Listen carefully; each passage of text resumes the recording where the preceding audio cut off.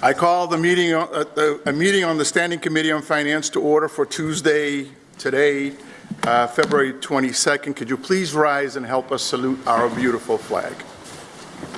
I pledge allegiance to the flag of the United States of America and to the republic for which it stands, one nation, under God, indivisible, with liberty and justice for all. Well, councilors and members of the folks in the audience, welcome to another FinCom. Without further ado, Mr. Clerk, item number 1, please. Item 1, we have the acceptance of the minutes of the February 5th, 2024 Finance Committee meeting. We will place that on file. We have the reappointment of Ms. Carol Delory of Brockton, Mass. to the Council on Aging as a member for a 3-year term ending January 2027. Invited, Carol Delory. Carol DeLorean, could you please come up to the perch and so that everybody can see you and appreciate the work that you do to help us in the Council on Aging? Welcome, ma'am. Hi, everybody. Hello. Good evening. Hello.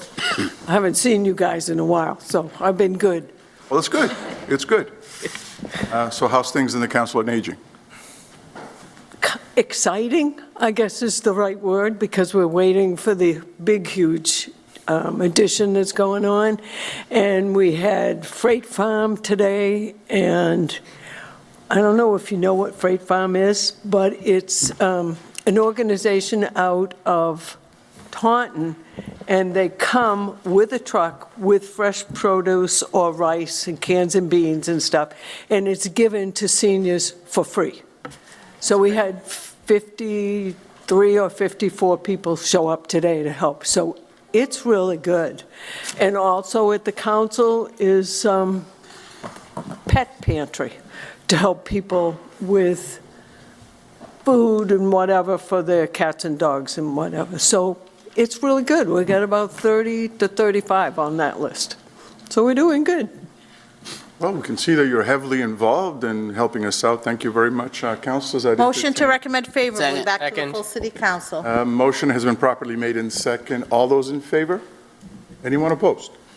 Thank you, ma'am, for your Thank you, continued everybody. Thank you, ma'am. Thank you. Number 3, Mr. Item Clerk. 3, we have the appointment of Mr. Clayton Reichenberg of Brockton, Mass. to the Council on Aging as a member for a 3-year term ending January 2027. Invited, Clayton Reichenberg. Welcome, sir. Good evening, how are you? Not bad, I think. Thank you. I'm here for request reappointment for another term. This will be my 3rd term as treasurer. I enjoy what I'm doing. I like working with the people there, and it also keeps me occupied. Motion to recommend favorably back Second. to the full city council. A motion has been properly made in second. All those in favor of the appointment? All those opposed? Thank you, and please Thank continue you, to sir. help us out. We need Thank all you the help very we much, can sir. get. Thank you, sir. Number 4, Mr. Clerk. Item 4, we have the appointment of Ann Callahan of Brockton, Mass. to serve on the Beautification Committee for a 1-year term ending January 2025. Invited, Ann Callahan. Is Mrs. or Miss Callahan in? She had reached out, and she is out of the country tonight and had reached out to us earlier in the week. Councilors, it's up to you folks as to how we're going to take this. Do we want to postpone this, or somebody want to make a motion? Mr. Chairman, I'll recommend favorably. It's a 1-year term, and I can't see delaying this any Second. longer. Just on the motion, was this the mayor appointment or is this the presidential appointment? Just to clarify. No, Is it mayor's? the only presidential appointment that we have is for members of the council. Oh, We don't go beyond that. The ones that we appoint are ourselves onto that committee. I thought the president had one additional appointment. Okay. We do? Yeah. I only had one. So it's not the one that I made, so I'm going to go along. It's a mayor's appointment. This is a mayor's appointment. Great. This particular person. But I'm correct that the city council president, not just the, That may be, I'll have to check that tomorrow for you, Counselor. okay. But this is a mayor's appointment. All right, understood. Thank you, Mr. Clark. I don't think any of us have done this since I can remember. So if that's the case, we'll appoint somebody else. Did it. You did? Oh, you did? Oh, my ward councilor. She's just great. Councilor Minicello. This is for the Beautification Committee. Okay. Yes. Anyone willing to beautify and do the right thing and do something positive for Brockton, I think makes total sense to put this through. I mean, I wouldn't delay it. All right. Did we have a second? Yes, I seconded it. Yes. The Councilor motion has Azak. been properly made in second. All those in favor of the appointment? All those opposed? It carries. Mr. Clerk, number 5, please. Ordered in compliance with the provision of the election laws, notice is hereby given that the presidential primary will be held on Tuesday, March 5th, 2024, in the following designated polling places. Ward 1, Precinct A, Housing Authority, 70 Holly Street. Ward 1, Precinct B, West Middle School, 271 West Street. Ward 1, Precinct C and D, Hancock School, 125 Pearl Street. Ward 2, Precinct A, the Barrett Russell School, 45 Oakdale Street. Ward 2, Precinct B, Manning Towers, 45 Goddard Road. Ward 2, Precinct C, the Brockton Public Library, 304 Main Street. Ward 2, Precinct D, the War Memorial Building, 156 West Elm Street. Ward 3, Precinct A and B, South Middle School, 105 Keith Ave Extension. Ward 3, Precinct C, the John F. Kennedy School, 900 Ash Street. Ward 3, Precinct D, the West Side Library, 540 Forest Ave. Ward 4, Precinct A and B, the Gilmore School, 150 Clinton Street. Ward 4, Precinct C, Davis Elementary School, 380 Plain Street. Ward 4, Precinct D, Campello High-Rise Apartments, 1380 Main Street. Ward 5, Precinct A and B, Precinct A, East Side Library, 54 Kingman Street. Ward 5, Precinct B, the East Middle School, 464 Center Street. Ward 5, Precinct C, the Downey School, 55 Electric Avenue. Ward 5, Precinct D, Caffrey Towers, 755 Crescent Street. Ward 6, Precinct A, C and D, the Brookfield School, 135 John Drive. Ward 6, Precinct B, the Ashfield School Gymnasium, 225 Co Road. Ward 7, Precinct A, North Middle School, 108 Oak Street. Ward 7, Precinct B, Bel Air Street High Rise, 105 Bel Air Street. Ward 7, Precinct C, Sullivan Towers, 140 Colonel Bell Drive. Ward 7, Precinct D, the Raymond School, 125 Oak Street. The polls will be open at 7 a.m. and will be closed at 8 p.m. Said voters will then, in their respective polling places, give in their votes each on one piece of paper to the warden for the election of candidates for the following named offices: the presidential preference, state committee man, state committee woman, and ward committees. Invited, Cynthia Scrivani, Executive Director, Elections Commission.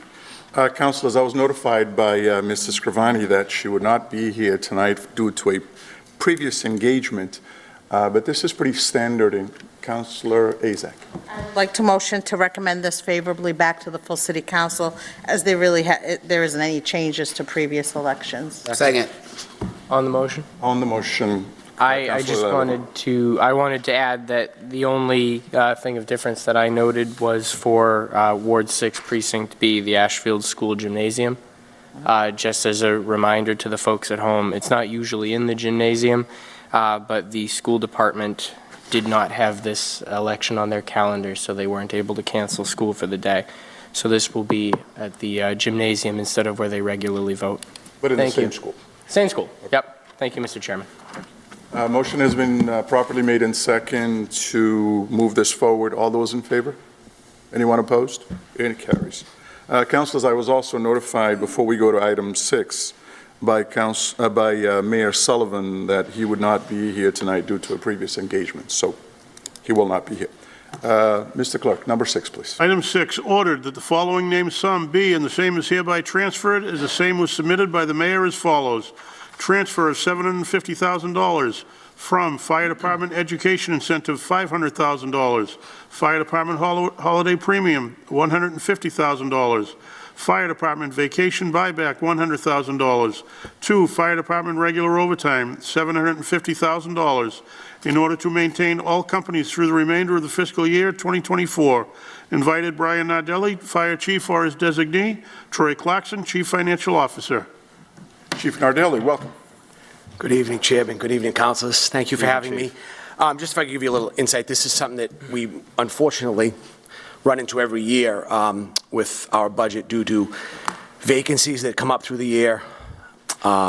We end up running into situations where we have injuries. Right now, I have a good amount of people out injured from fires and different things of that nature, as well as the fact that I have quite a few people deployed right now, part of it being with the migrant crisis through the National Guard. which is interesting about that is there's no end date on their orders. This is the first time as chief I've run into the fact where I have someone come to me without an end date on orders, and there's nothing that I can do about that. I've been working obviously with the CFO to make sure we'll be able to move this money around and get it into the place to make sure that I'll be able to maintain the apparatus with the correct staffing for the rest of this fiscal year. Any questions for the fire chief? Motion to recommend favorably. Second. On the motion, Motion. Councilor Thank Nacasta. you. Good evening, Chief. Good evening. Thanks for being here. Thank you. So I'm wondering, well, my first question is, do you think this is all you'll need for overtime before June 30th? I do. At this time, I do. I painstakingly project every day on where I'm going to be. Unless something obviously drastic happens, I think this is where I would be. I've actually, just for all of our edification, I've spoken in depth with the CFO and talking about over the years how when we look at how we plan out our overtime budget, we've had collective bargaining agreements through the years, but we've kind of maintained about that. And I've talked to the CFO about potentially maybe bumping that up in years to come so that we don't end up in this process where I keep coming back. This has been kind of an annual tradition for many years in the fire service now. I feel as though I'm okay at this point. I would hope I wouldn't have to come back. But what I've projected out, I feel comfortable with where we're at right now. That's good, thank you. And also, you mentioned that you have firefighters who have been deployed. Correct. In the National Guard, a big term around Brockton lately. And so I'm wondering, when someone is deployed, you still pay their salary, is that right? So the way the federal government or the state with the National Guard, how it works is the National Guard or the branch of whatever service it is at the federal level in the Department of Defense, they pay what they pay to their base salary. We cover the difference, and this is by law, between the base pay and what they would make in the fire service, which is always, I know all of us know, our soldiers, sailors, airmen, and Marines don't make anything where they should be making, unfortunately. What that does is that puts us at now, we make up that difference. So it is considerably still a big piece of their salary. It is. So that we're not losing, that when they're away, that's not like that money's coming back to us. We're still having to put that. And in the case of the people who are deployed right now, you don't have an end date. And so that will just continue on because that's the deal.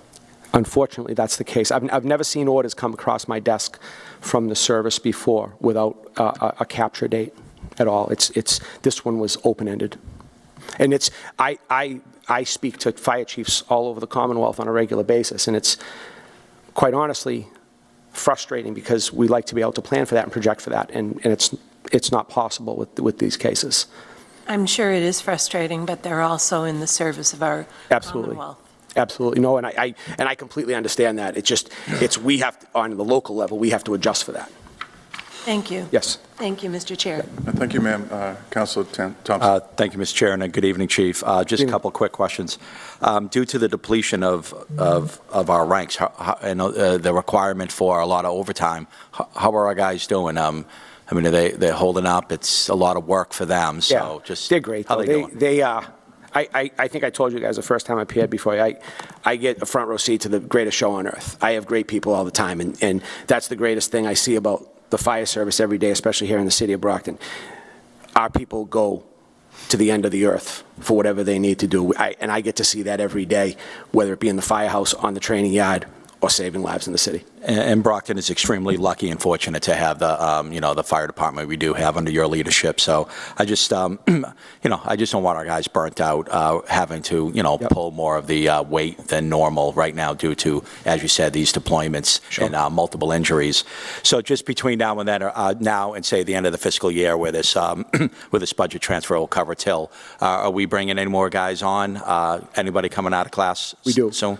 We have a class in right now. You'll all be receiving an invitation to graduation in the next probably the next couple of weeks. We will be graduating a class on April 5th of 4. There's some out-of-towners in the class, but we have 4 for Brockton that will cover some spots. It doesn't cover us completely. One of the things, we have some people set up, how it works, we have people set up for retirement that are going out because of the injury they have, and they're just a hole in that spot right now, unfortunately. There's nothing I can do until they get to retirement, then I can hire for that person. Okay, Yeah. understood. Yep. Well, again, we appreciate everything you do, and thank you, Chief. Thank you. Thank you, Mr. Chairman.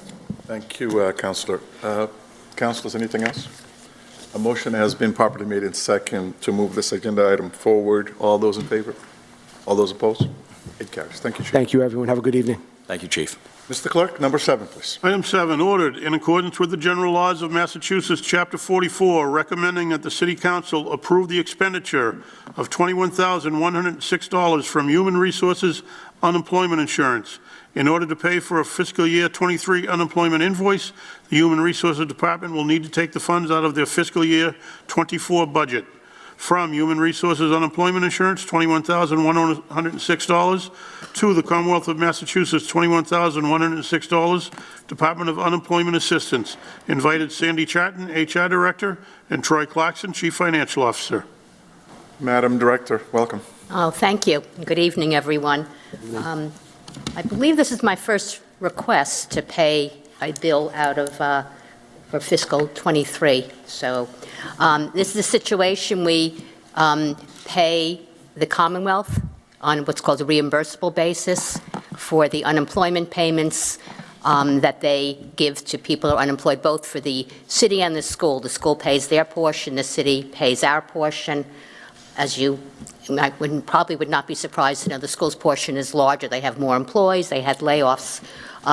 This bill came in kind of on the cusp. It came in July 11th, so right before kind of the cutoff for submitting bills, and it covered June 23.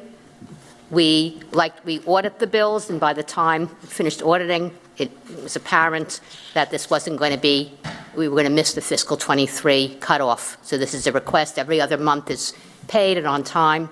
And we continue to audit, and so this is really just a request to pay this bill that we're owed to the Commonwealth. Motion to recommend favorably. Second. On the motion? On the motion, Madam Ward 4, City Council. Thank you. Good evening, Ms. Charton. Nice to see you.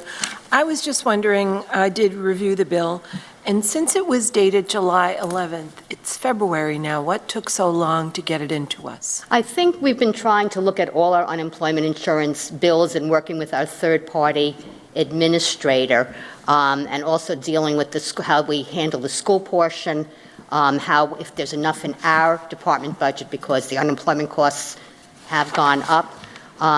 And so this is just, I think this is when we had hoped we'd submitted all the others through the regular auditing process. We thought since this covered, we really wasn't received till July, wasn't due till August, that we could get it in for this fiscal year and that the auditing would approve it, but we were advised that no, because it technically covered fiscal year 23 in the last month, that we needed to bring it before council. I think we hoped otherwise, but I'm hoping this will never happen again. I understand. Thank you. Thank you, Mr. Chair. Thank you, Madam. Councilor Lally. Thank you, Mr. Chairman. Director, would you be able to clarify with what you have in front of you right now, how much of this or what portion of this is from the school department? Yes, so we asked for $21,106. That's our portion. The school's portion is $40,994. All right, thank you. Sure. Thank you, Mr. Chairman. Thank you, Councilor. Anybody else? A motion has been properly made in second to move this forward. All those in favor? All those opposed? It carries. Thank you, ma'am. Okay, thank you. Good evening. Number 8, Mr. Item 8, ordered that the following named sum be, and the same is hereby transferred as the same was submitted by the mayor as follows. An appropriation of $745,842.88 from the Executive Office of Public Safety and Security to City of Brockton, $745,842.88. Fiscal year 2024, Senator Charles E. Shannon, Community Safety Initiative Grant. These funds will provide wraparound services and gang prevention for the Brockton youth through services such as camperships, youth employment, and the Brockton Police Department's Junior Cadet and Youth Academy programs. There is a 25% match of in-kind services. Invited Eugenia Lopes, Grant Coordinator BPD, or her designee. Troy Clarkson, Chief Financial Officer. Captain, you don't look like Eugenia Lopes. No, I don't. Captain Williamson, welcome. She's on vacation. I'm just filling in for the night, and I'll take any questions. Motion to recommend favorably? Second. On the motion. On the motion, Councilor Ezek. Thank you. Good evening, Captain. Quick question, what are camperships? I'm figuring they're camps, but I didn't realize we offered What was that word? ships. Camperships?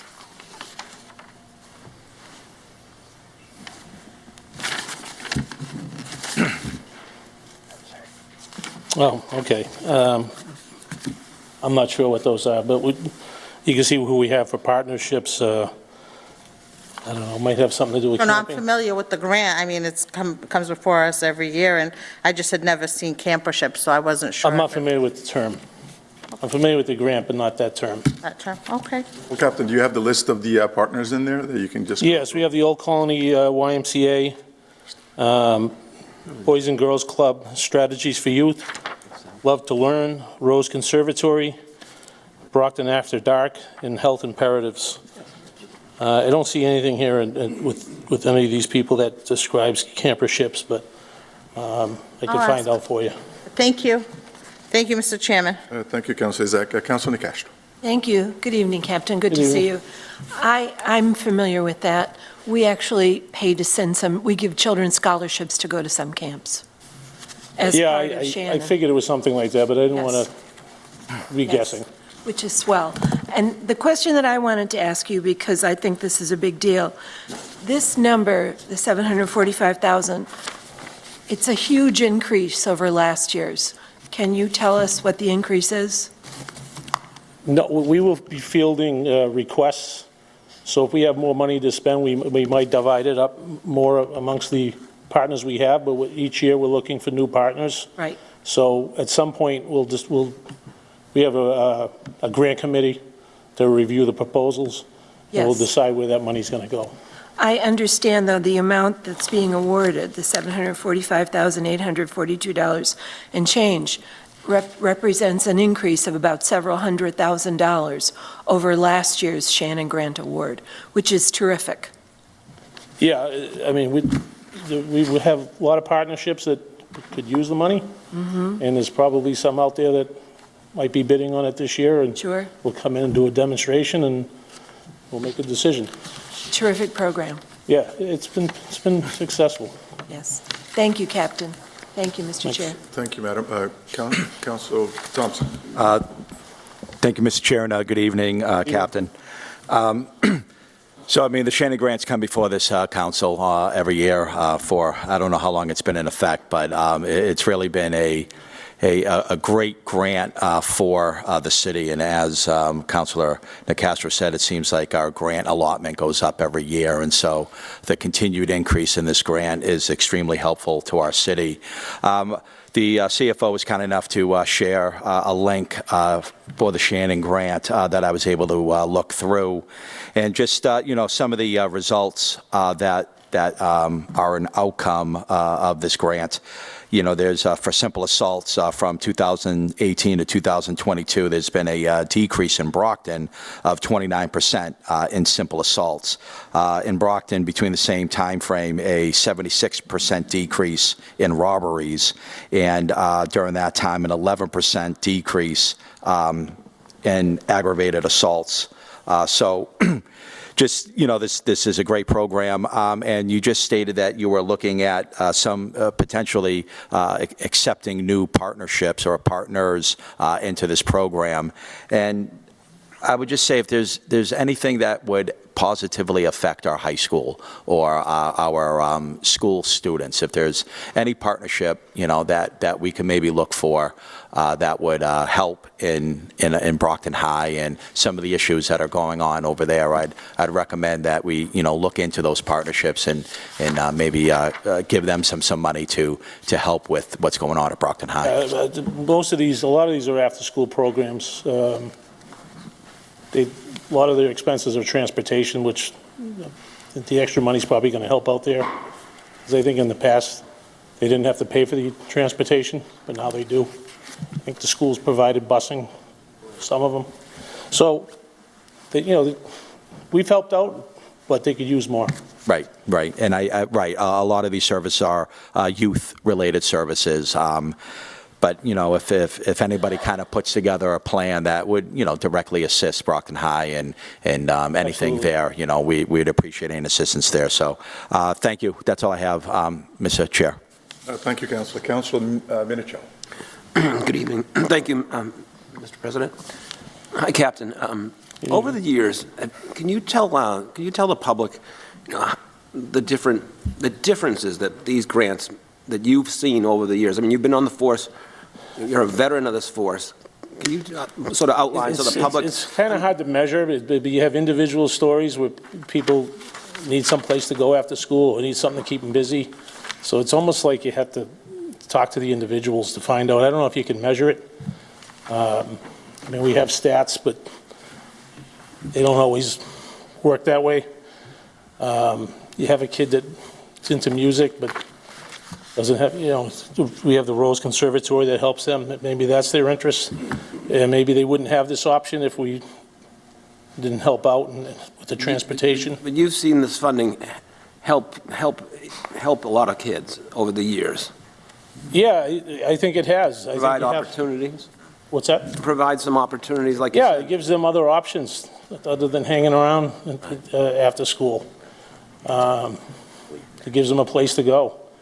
I mean, we were all kids at once. When we were kept busy, we stayed out of trouble for the most part. So that's what we're trying to do here. Yeah, true. We also had a lot of role models, I would say, people that we all looked up to, as some parents, as I recall, who had jobs that were conducive would help out in Little League because they might work a later shift, so they helped out in the afternoons with Little League and things like that. So it's real interesting when when we see the proposals come in, and they come in and they do kind of like a sales pitch for us, and it's just informative. You find out that these programs are out there that you weren't even aware of, or just didn't know much about, and some of them we're still using, because they're successful.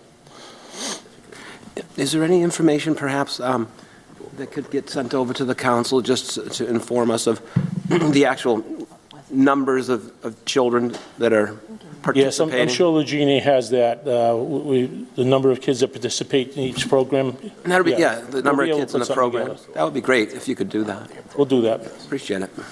Thank you, Mr. Yeah, the total children benefiting from the program. And the different programs they're involved with. I mean, I think that way we can really focus in and see how this is affecting our kids here in the city. I agree. All right, anyone else? Well, a motion has been properly made in second to recommend favorably this particular item. All those in favor? All those opposed? Thank you. Thank you. Numero 8, sir. It was 9. It was 8. Item 9, ordered that pursuant to Mass General Laws, Chapter 40, Section 14, and the City of Brockton's Ordinance 2-157, the City of Brockton hereby accepts the lease agreement entered into with Brockton Commons Associates 2, LLC, for approximately 5,122 square feet of certain real property located at 55 VFW Parkway, Brockton, Mass. 02571. Said lease agreement shall run for a 3-year term beginning November 1st, 2023, and ending October 31st, 2026, with 10 consecutive 1-year options to extend. The mayor is authorized to execute any and all documents necessary in connection with said lease agreement. Invited Mayor Robert Sullivan, Troy Clarkson, Chief Financial Officer, Megan Bridges, or designee, Patrick Hill, DPW Commissioner, Rob May, Director of Planning and Economic Development, Jim Plouffe, Building Commissioner. Mr. Clerk, did you hear, besides the mayor, did you hear from anybody else that was actually invited on this list? I did not. I don't see Mr. May, but I think the solicitor is... Mr. May is here. Oh, yes. Mr. May is here. They're hiding behind the pole? Okay. Mr. Plouffe, I believe, has designees here. He may be here. He's here as well, too. He's hiding behind the other pole. Oh, there he is. He's hiding behind that pole. Mayor's the only one that couldn't make it tonight. Mr. Clarkson? Good evening, Mr. Chairman and members of the council. As you can see in the invite, we have assembled the A-team here, and any and all of us are here to answer any questions you may have. As I explained in my email to you over the weekend, this lease is to provide temporary space for employees displaced by the ongoing construction from the HVAC ARPA-funded project that will provide fresh air to this building for the first time. And so the project manager, in coordination with Mr. Plouffe and with the mayor's office and with the rest of our team, has put together a schedule for employees to move out and then move back in. That still has the finishing touches being put on it, but this space will be necessary as offices get displaced to accomplish that construction. As I noted in my note to you, we did issue an RFP as the law requires for this space, and this vendor was the only responsive and responsible respondent. However, it also was one that's very convenient both for employees and for the public, as the property is directly adjacent to City Hall. For the duration of the construction project, the lease payments will be paid through the ARPA-funded construction project, and those funds are allowed to be spent for the next couple of years. So we do anticipate that the initial lease term will be paid for through those federally provided funds. If the city chooses to exercise any of those extensions, then those extensions in subsequent years would be paid for with general funds. Happy to answer any questions you have. So far I have Council Fowler. Does anybody else want to chime in? Okay. Council Fowler. Just a question and an observation. Why would we include 10 one-year options? Is there something I should know, or we should know? Or, I mean, if this is temporary because we're doing work to the building, and I certainly understand it might take a year or two, when I see that there are 10 one-year options to extend, that piques my curiosity. Well, I think space in this building has been at a premium and a challenge for some time.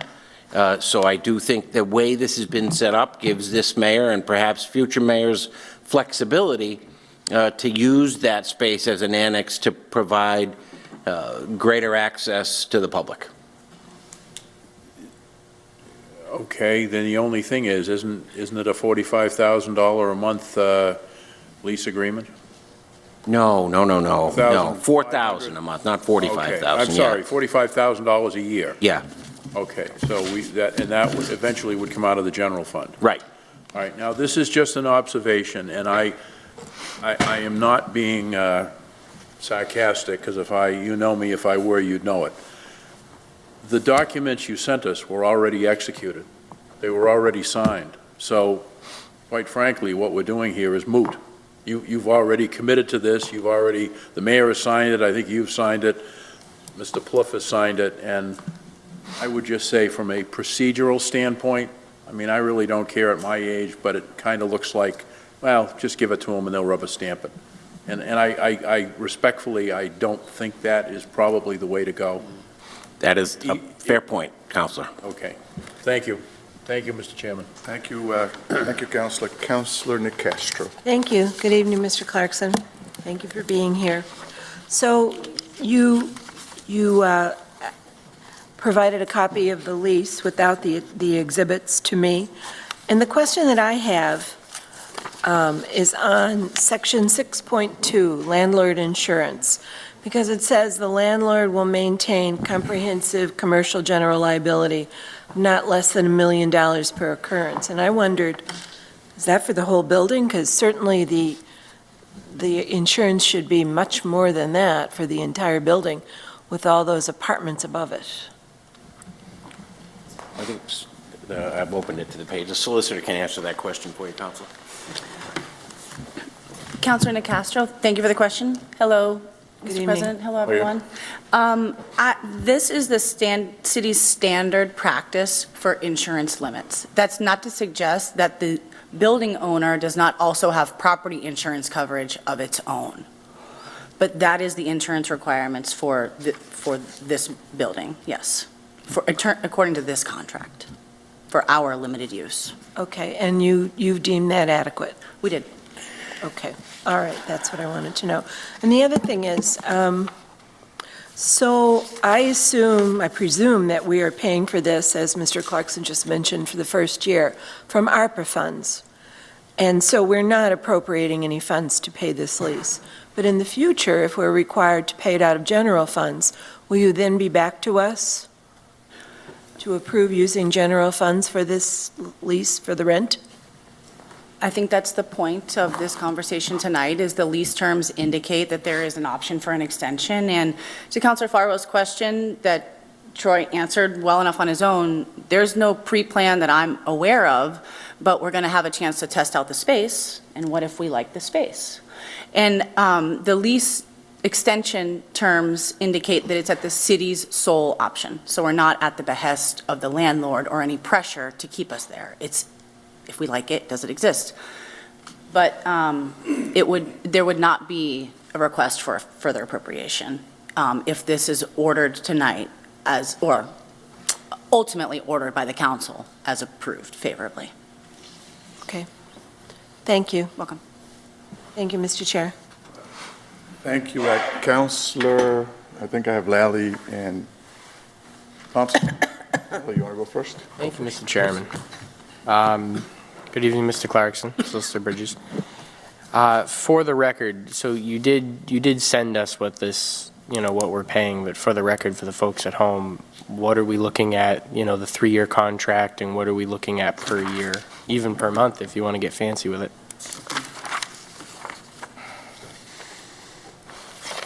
For the first year of the lease, the amount is $4,375 per month.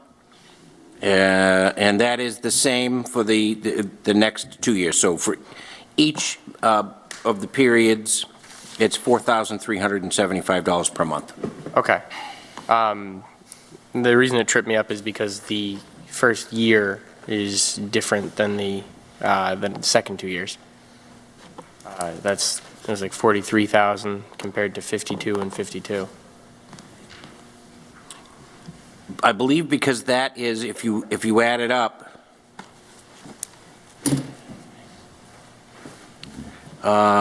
no, it is a 12-month period. That's a good question. Let me add that up on the phone here. Fair enough. I can ask another question if you want me to stall for time. Yeah, go right ahead. That's wrong. I think that they gave us a little break. Like an entry. To do outfitting, because this. Oh, that's was exactly what it is. brand Thank new you. space. Yep. So I think it is the 4375 times 12 for the 52. If you look, because we came upon this when we were, you can see as you walk by, it's not yet occupied.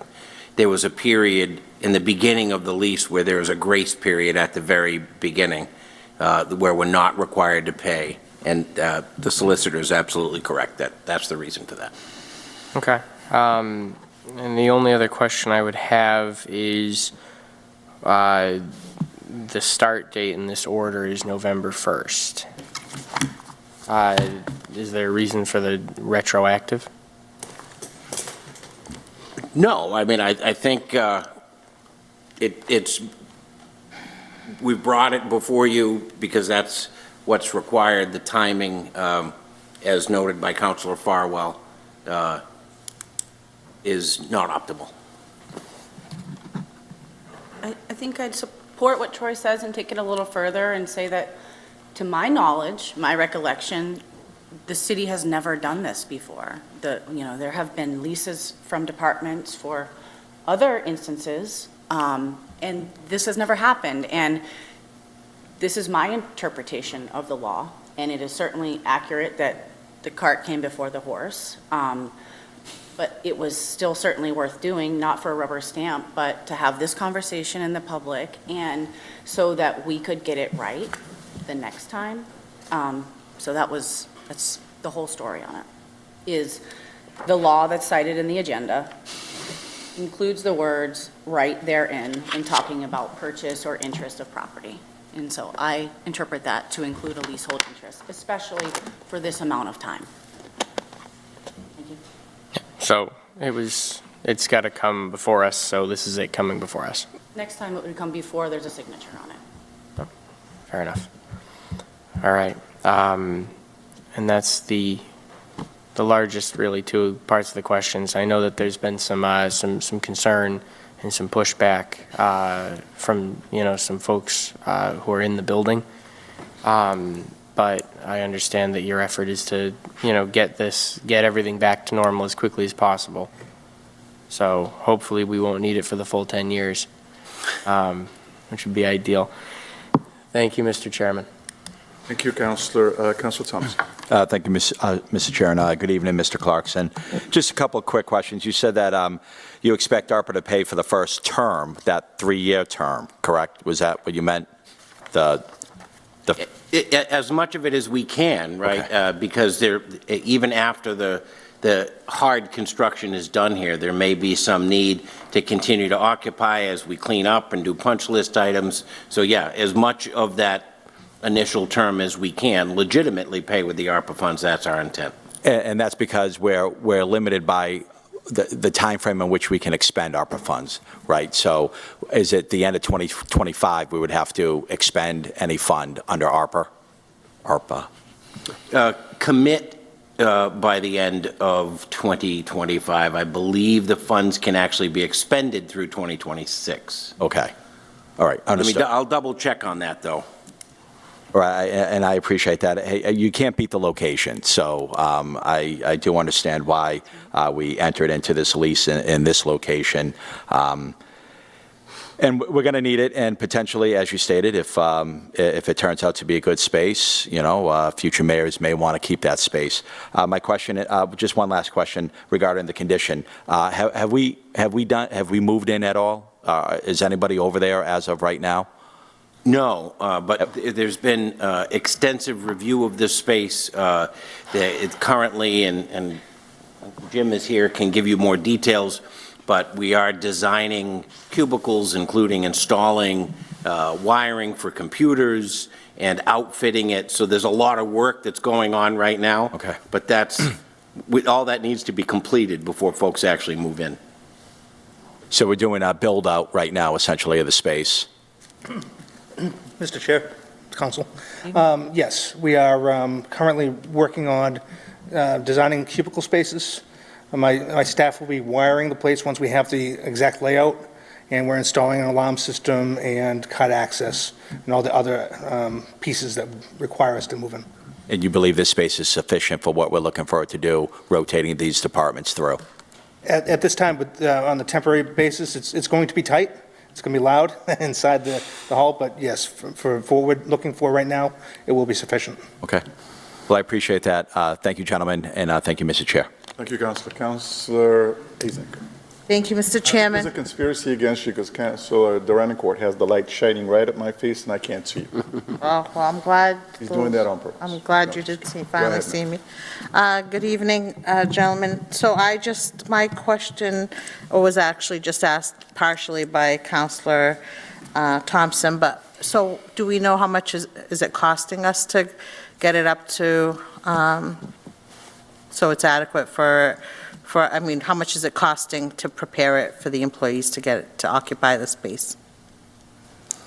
So most of that work is being done internally by our skilled craftspeople, but the rest of the cost, including any temporary furniture rentals or those types of costs, are being borne by the project.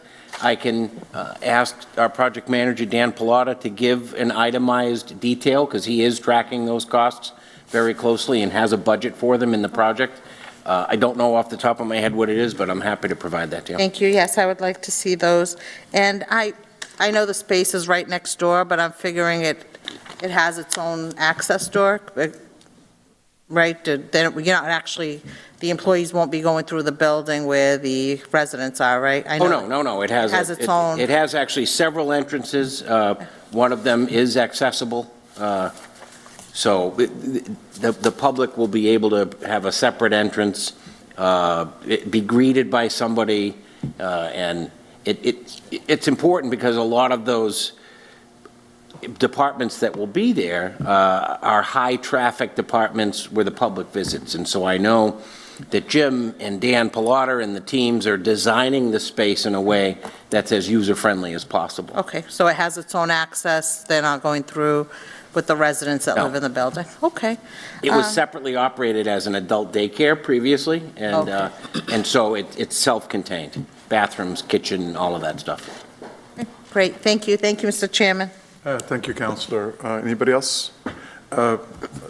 Mr. Commissioner, can I just ask you a quick question? Are we going to, the department's going to be totally divided so that DPW is on one side and you are on one side and planning is on a different side? No, they would not. We'll be It's going to be one big room for everybody? It's pretty much one big room for everybody. There are 3 or 4 offices that we're going to be having for myself, my deputy, my chief, the DPW supervisor for their staff, and also the city planner. We'll have separate offices, but everybody else will be in a rather large room, the way it's set up.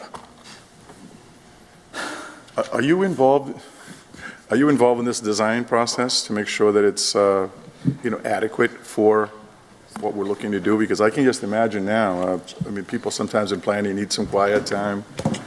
Folks in DPW might need some quiet time. You might need some quiet time. And if everybody goes in there, guns blazing, well, I shouldn't say that, noise making and that kind of stuff, it could be kind of a little chaotic in there. So that's why I'm asking. Yes, last month, the mayor tasked me with trying to make the transition for our departments over there as seamless as possible. So I've been working with drawing software, putting together my own plans, and working with our vendor, WB Mason, to try to find equipment to be able to put into the building on a lease situation, renting cubicles, renting desks, and trying to situate it best for us. Since it's wide open, everybody's going to be sitting next to each other. So we're looking at different kinds of cubicle walls, maybe some fabric that's going to absorb some sound, things like that. But it's not ideal. I don't think anyone ever thought it was from the beginning, but it's going to be, for the temporary nature of our move. Yeah, but it's on my understanding that you guys are going to be there for the longest. That is correct. In terms as far as the displaced children from this building.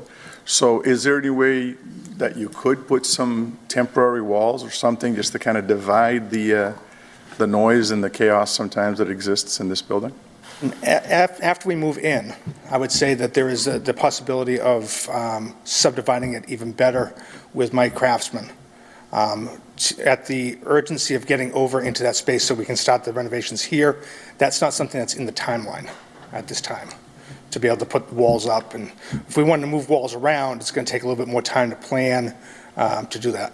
Maybe you need to hit the stop button and kind of take care of that. Councilman Minichiello, please. Hi, Mr. Commissioner.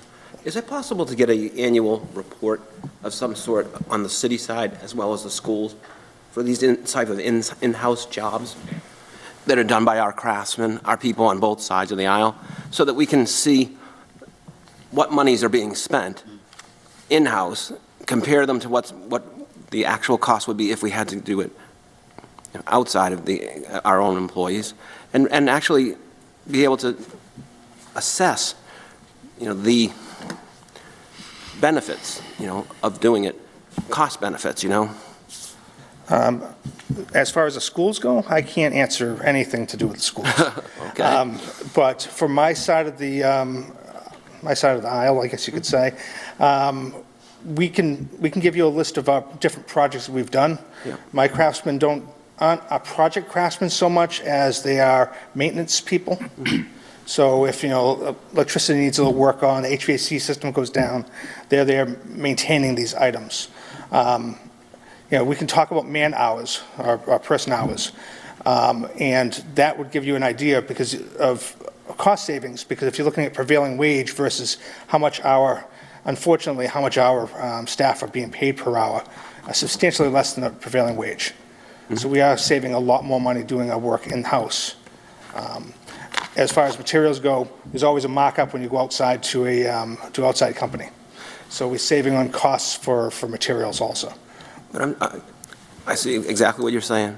But can you, on the city side, sort of create an annual report, so to speak, with basically, we'll invite you, have a resolve and invite you on an annual basis so that we can go over these different projects and see the financial benefits, in terms of weighing, especially right before budget time would be great, because that way we can see, the allocations and what makes sense, Yes, we can put something together on an annual basis. Perfect, okay. And then we can talk to the the school side about doing the same. Well, we're going to have plenty of opportunity, that's for sure. Okay. Are you all set, Council? I'm all set, yeah, thank you. Councilor Tixer. Thank you, Mr. President. I got a question for Mr. Pluff. You're going to move your department, the building department, to this location first, correct? That's correct. The three departments that are moving over to the space are the planning department, inspectional services, and DPW, on a limited basis for DPW. And do we know how much room we have at the Board of Health, the building on Crescent Street? Do we have any room there that we can use? Because I know we did move Board of Health to your department. I don't have the square footage of the Board of Health. However, I do know that the section that the city uses, because the city and the school both use that building, the section the city uses is rather small. On the Board of Health side? That's correct. Okay, thank you. That's all I have. Thank you. Thank you, Councilor. Anyone else? Well, a motion has been properly made in second. All those in favor? All those opposed? It carries. Thank you, sir. Mr. Chairman, who made the motion? We didn't get that. We didn't do I don't believe there was a motion made yet. All right. Motion to Entertain a accept. motion to, you guys have been making these motions, so ahead motion of to time, you're accept. confusing the daylights out of everybody. Did you make the motion, Mr. Clarkson? I did not make the motion, Mr. Chairman. But once you make it, I have on the motion, if you don't mind, I already have a response from Dan Pilato on the costs, so I just wanted to provide it, and then we'll give you detail. All right. Entertaining a motion to accept? Motion to recommend I favorably. actually want you to hold on your motion if he's going to speak. Yeah, if he's going to All speak. right, you know what? I'm going to hold on that motion before he speaks. Good idea. Thank you, Mr. Clerk. Go ahead, sir. I did reach out to our project manager. The budget for the construction, the outfitting, IT, the furniture rental, all of that is $400,000 out of the project. So I will get a detailed breakdown on that for you, but I just wanted, you asked for the figure, so Dan already provided it, and I just wanted to pass that along. Say out of ARPA? Yes. We good with that? Now I'd like to entertain a motion to... Motion made to accept. Second. A motion has been properly made again, or now. All those in favor? All those opposed? It carries. Thank you. Mr. Clerk, number 10, please. Item 10, resolve to invite Mr. Thomas Tebow, Executive Director, and Attorney Thomas Pluff, Division Director of Housing Administration of the Brockton Housing Authority, to appear before the Finance Committee of the Brockton City Council to discuss the rehabilitation of the Campello high-rise buildings located on South Main Street, including without limitation, project design, costs, financing, and such other related issues as appropriate. Invited Thomas Tebow, Executive Director, Thomas Pluff, Division Director of Housing Administration. Mr. Tebow, welcome to the City Council. Thank you, Mr. Chairman. Thank you, councilors. Mr. Plouffe is not here this evening. As many of you know, he has a son in the Navy, a Navy pilot. He's in San Diego, and Mr. Plouffe is on his way back, if not just landing right about We now. definitely forgive him. If it's the Navy, he's also. It's all right for the Navy. What do you say about that, Councilor Texera? So I do have Commissioner Roberts with me. Commissioner Roberts has been on our board for some time. She is our treasurer, trained by Councilor Texera, and she does a great job at that. She's also the president of our Resident Advisory Board. She's also the president of Caffrey Towers. She's also the head of the food pantry at Mount Moriah. So she's a very busy woman, and she's a blessing to the Housing Authority and our residents. I first want to thank the council for the support you've given to the Housing Authority over the years, and especially on this Campello project. I want to thank Councilor DeCastro for bringing forth the home rule petition and the unanimous approval of that. There's been a lot of work to go into this project to get to where we are today, and we're at a pivotal point. That's what I want to talk to you about today. I did give you a two-page summary of where we are and the opportunities, the problems that we have, and I'd like to talk a little more about that. I'd also like to thank Councilor DeCastro and Councilor Lally for going into Cambridge with us and seeing some of the work that's being done under this type of financing. So it's an exciting time for the Housing Authority, but I hope I can get across to this body the urgency of this project and what it means to the residents of the Campello high-rise, the Campello section of the city, and public housing in the city of Brockton for years to come. Just to let you know why we're here. Why aren't we doing this with Caffrey Towers or Bel Air Towers, Manning Towers? Campello is different. Campello was built under this turnkey project put together by HUD back in the late 60s, early 70s. Most of you know that that was the time when these were built all over the country. So HUD was trying to build as many as they could. And one way they did it is they said to private developers, why don't you go out and build it? We'll give you the specs, we'll give you, we'll award the contracts, and then when you're finished, you will turn the keys over, turnkey, to the Housing Authority. So in 1972, they turned the keys to the Housing Authority, and the Housing Authority said, no, thank you. That building is in poor condition. And over the next 12 months, they fought and fought and fought. I wasn't there. I'm getting this from our meeting minutes and the newspaper articles from the time, because they didn't want it, because it was built for the southwest part of the country, the desert. It had open ends where the stairways were, where as soon as it got cold, all the pipes froze and it just came down the hallways. It leaked like a sieve. They were worried about the members, the frame being put together the right way. So that was how it was on day one when people moved in 1973. It's not better today in 1950. Councilor DeCastro has sat down at the Campbell high-rise and sat there wondering how we were going to take care of everybody if we had to evacuate. The last time that happened was on December 8th. Chief Nardelli called me. He left. We were at our Christmas party, and he said, you better get there soon. When I got there, I was pulled to the side and said, this looks like the Brockton Hospital. Your electrical system is probably gone. Thank God for the work that Stadelman Electric did, my staff did, that the city did. We were able to get it back online. But in that time, in that 4 hours between the time that I was sitting there getting that information and that I was told that we will probably get it back online, I was calling hotels. And we found 200 hotel rooms for one night. For one night. If it went beyond that, I did not know what was going to happen. We have a plan. It's not a good plan. It's not good for the residents. It's terrible for the residents. It's terrible for the city. So that's where we are today. We have known this for years. In fact, when this was brought in front of this board, your clerk said, we knew about this a long time ago. He was the chairman of the board. He said, we looked to take it down to 5 stories 15, 20 years ago. So this has been a long-standing problem. When I became the executive director, I knew it. I knew we didn't have the money for it, so over the next 5 years, we saved the money. We started to do a physical needs analysis in 2019. We thought we're going to need at least $100 million to rehabilitate this building. It came back and they said, no, you can't rehabilitate this building. One thing that's just a fact, the B building is in the floodplain. Not one dime of federal money is going there. You can't put it there. How it was built there in the first place, I don't know. Times were different. It wasn't zoned, by the way, for what it was. So it's a real problem, and we know that this is coming. So we've been working on this since September of 2019. We've hit every milestone that we have tried to get to.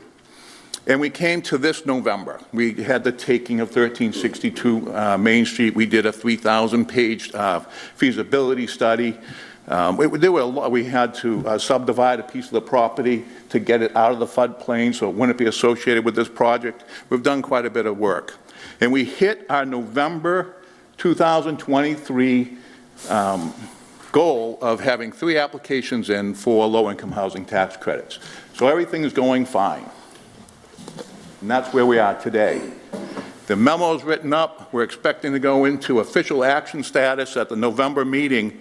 And suddenly, we're told by Mass Development, that we're putting a hold on these applications.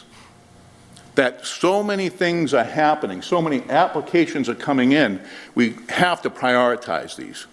Now, that's not what they said. They said, we're just going to put a hold on them. And then in December, we were told, now it's going to be held again. And then in January, we were told, well, it's probably going to be held to March. At this point, I started reaching out. I've spoken to the mayor, I've spoken to Rob May, who just left, spoken to our legislative delegation. Senator Brady has contacted Secretary Augustus with the Executive Office of Housing and Livable Communities. We have a meeting set up for March 7th. I've spoken to him in the past. But what we need to do, and what I'm coming here for, and then I'll answer any of your questions, we need to speak with one voice in the city of Brockton and say, hey, we've got an issue here. We're not going to build this beautiful new place where nothing exists today. I mean, that's nice, right? We could wait. We're not doing Caffrey Towers where we could say to the people in Caffrey Towers, you got years, it's not going to fall down. We're not going to have to. This is the Camp Pello high-rise that at any time we may have to evacuate. And what that means, now do we have the resources for it? Sure. I could get 200, 400 tenant protection vouchers and hand them to these frail, elderly, disabled people. Say, go out and find units. That's not going to happen. The resources there, it's not going to happen. I could call every housing authority in the state, which is what we would do, and say, do you have vacancies? And we'd start moving people from Brockton to Worcester and New Bedford, Fall River, Easton, wherever there's a vacancy. That's what would happen. It wouldn't happen fast. There'd be a lot of stress. It would be a very difficult situation. So I'm coming to you as leaders in the community, people of influence, and just asking that when you are speaking to our legislative delegation, to the state, to HUD, whoever you're coming in contact, please take a look at this project. It's a little different than what we did over here with Trinity, right? Trinity was a nice project. It ended up being a beautiful downtown project, but there weren't hundreds of families living there that might be displaced. So that's the red flag that I'm waving, saying we need to do something here. We need the attention, and we need to get in line. Right now, we're in line with 81 other applications. We expected to be funded in 24, maybe 26 now, maybe. So we need to push that up. Now, the opportunity, if you saw the end, the opportunity, and I won't go too far into this because it is fairly complicated, is once we do this, we can address every other unit in the Housing Authority under a different financial program. We can take Kennedy Drive. I'd love to tear Kennedy Drive down. I'm not saying anything that I didn't say at a resident meeting this morning. Tear it down and rebuild it. Beautiful piece of property, 1958 units. Councilor Moses, you've been there many, many times. So there's a lot that we can do. I'll answer any questions, but that's what I wanted to come and ask of you today. Speak with one voice. And Commissioner Teixeira, I'm looking at you because you were there from day one. You were there with Mayor Carpenter when we were being frozen out of the B building. So that was a number of years ago. Thank you. Councilor, it's your resolve. Thank you. Do you want to? Thank you. Go ahead Good and evening, speak Mr. Tebow. Good job. Here is my question. What can we do in a concrete sense? Do you want us to write letters? I can draft a letter. Do you want us to make phone calls? I would like you to, so each and every one of you has your own sphere of influence, people that you speak to. So anybody that you speak to let them know that we have an issue here in Brockton. If there's someone that, so I don't know how to go too far with this. Each individual that I've spoken to, I said, you know so-and-so at Beacon Hill. Can you speak to them? Can you just let them know? Because if this is not prioritized, it can't be because I didn't wave the flag. That's a dereliction of duty on my part. I have to be able to say, and I'm saying to you now, at some time, and again, the councilor, you've been there, there have been others who have been there when we've gone through some of these things, we've got a problem here.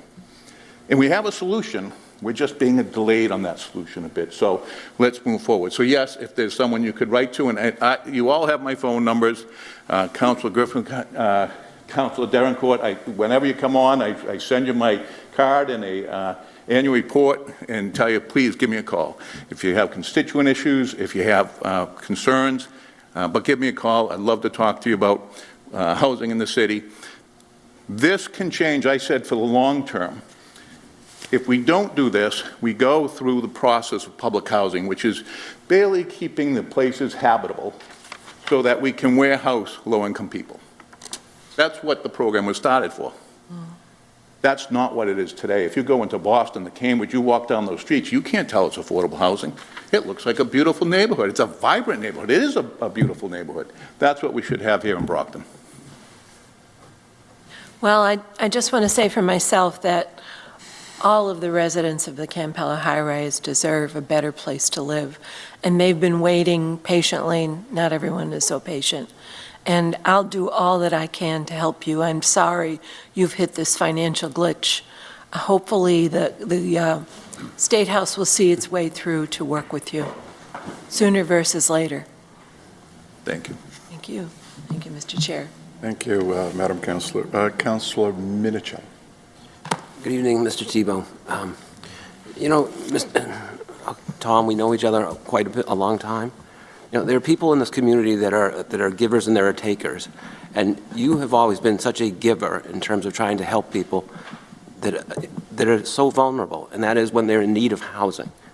And for you to come here so honestly and ask us for your help, whatever you need, we will do. Because Tom, you're always a giver. And just ask, and we're willing to help you. Because you're going to be helping, you always help everyone else, so we're here for you. And I see how sincere you are with regard to this request, so I can't do enough for you, so just let me know what we need to do. And if these renovations go through, what will be the net gain in terms of when the project is finished? Will there be any extra, will it be larger than it is now, or will it help more people than currently we have? If the units will be bigger, there'll be a couple more units. It's not a huge net gain. Okay. And that's just because the piece of property can't handle that anymore. We would if we could. You know about budgets. You're dealing with some construction budgets right now. If you go over 7 floors, you get to high-rise construction and the costs skyrocket. So we have 6 and 7 floor places. It really, the piece of property, though, will handle that amount of people. It'll be a nice campus. There'll be a nice path that goes from Main Street by the BAT entrance all the way to the train station, so it'll make that accessible. We're turning that river, which is, if you go down, it's sandbagged right now behind the B building. It'll turn that into a river park. It'll be a nice place. But I want to go back to what you said at the beginning, Councilman Minicello. I've been in Brockton for a long time. We've fought a lot of things, but we've always come together as a group. And when I came to this group tonight, and there are new people on the council, and there with people with different ideas or whatever, you've always done the same. What can we do to make, that's why you're here, right, to make Brockton better. And when I leave, when I look at my kids, when I look at my staff, I want to say I did something to make Brockton better. And I can't look at that and say, this is fine, we'll just paint it. We'll paint the hallways, put down some new flooring, and we'll move on. That's not what needs to be done here. We hear you loud and clear. Thank you. Thank you for coming tonight. Councilor Isaac and then Farwell. Thank you, Mr. Chairman. Good evening, Mr. Tebow, thank you for being here. The rendition's really beautiful, so I'm sorry to hear that you've hit this kind of a speed bump. So I was at the event with the Chamber of Commerce when Secretary of the Secretary of Executive Office of Housing and Livable Solutions did his presentation. You were there as well with some of your board members, but I mean, from what I understood, there was a lot of funding. So I'm surprised that we're here right now, that there is this speed bump. So let me be very clear. The Haley administration has committed more to housing than anybody in history. Much, much more. Not an inflation-adjusted factor, but they're looking at all facets. I have a son who just graduated from school who's saying to me, Dad, I can't live in Massachusetts. I'm looking for a job. He just was down in Maryland looking for a job. They're looking at that. They're looking at downtowns for work class, blue-collar workers, and then affordable housing. They also said we're going to have all this money, so guess what? You know, the private sector came in with all these applications, and not bad applications. The Trinities, the Corquins, the Beacons, the Winds, they all have proposals too to build these beautiful new places. Now, they're a little different, and I do agree with their model, by the way. I do agree that it's a great model where you say 20% will be affordable, 20% low income, 20% affordable, 20% moderate, 20% above market, whatever. It's a good blend. So there's also, everybody's seen the money, and now they're lining up. So we went from 16 applications last year, or 16 or 17, to 81, which was a surprise. It was a surprise to them. It was a surprise to us. And again, we just have to, we're in that list, 81, here we are. Okay. So is Campello mainly senior housing, or is it mixed? I know that some of the high-rises aren't just senior anymore. There's disability. Where is Campello high-rise in that? Campello High, all of the high-rises have always been disabled and elderly. The difference happened back in the late 80s where they changed the definition of disabilities, and so more people came in. So whereas it used to be around 10%, 10 to 13% of the people are disabled, right now it's 25%. It's capped at 25%, by the way, in the different developments. Thank you. So I will do my part to speak to our friends, the senators, the state reps, and our friends at the State House, but I also hope everybody will do the same once it comes to Kennedy Drive. So hopefully someday that we can get that redone, because that could be a great place as well. So I hope we're successful. I hope we get this moving, because I think the longer things take to get redone, the spark kind of fizzles out. So I hope we get this done while it's still. We will be successful. How much blood I will spill getting there, I don't know. Listen, as long as it's not ours, we're okay. We will be successful. But thank you very much. Thank you, Mr. Chairman. Thank you, Councilor. Councilor Farwell and then Duranicourt. Mr. Tebow, there are multiple levels of government. Who's the chief decision maker on this project?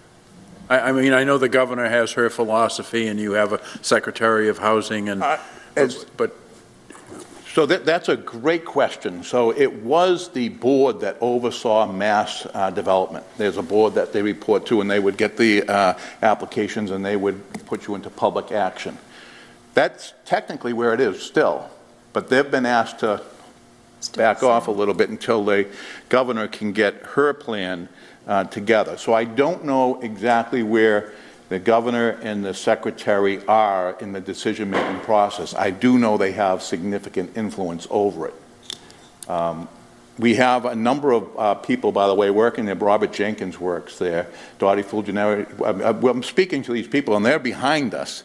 But again, it's people are lining up to do it, and who's going to influence those decisions? So the answer is the board for mass development, but they've been influenced to wait. Well, Mr. Chairman, since we're talking about this in public, I don't think there'd be any violation of open meeting laws if I were to suggest that perhaps you could work with Mr. Tebow and our legislative council to draft a letter of support that we all could sign. Funny you said, because I actually have it here. I was going to suggest that Because again, but I'm glad I think you brought that it up. carries some weight. I mean, let's utilize the fact we're a gateway city, and let's utilize the fact that so far the governor and the lieutenant governor have been pretty good to us, and let's get something down on paper. I'm not minimizing an individual call from any of us to a legislator or a state agency, but I think if we can have unanimous consent on some type of a properly drafted letter, that will carry quite a bit of weight, and we can give it to Mr. Tebow. No, I agree, because I actually had it written in here. I was going to say that at the end, but I think it's a great idea, and I think it should be signed by all of us, not just for this one project, but Kennedy Drive next or whatever. If we come across where it's all of us together with this, I think it's viewed a little different. And we don't want another Brockton Hospital in our hands, because you know it's bound to happen. You know, if the building's that old, it's that unstable in the sense, I think you know, I don't think the state's going to sit here and say, well, let's see what happens in Brockton, and then you have to deal with the folks in the media about this and the lives of our citizens. Councilor. Thank you, Mr. Chair. Councilor Durango. Yeah, thank you, Mr. President. Mr. Tebow, thank you. I mean, it's good to see you. You know, in the spirit of your request, I mean, obviously, you can assume that, you know, this council is willing to, you know, to back you up. And I think that, you know, when it's come down to the legislature, it's important not just to write a letter, but also to make individual call, and especially those that you are close with.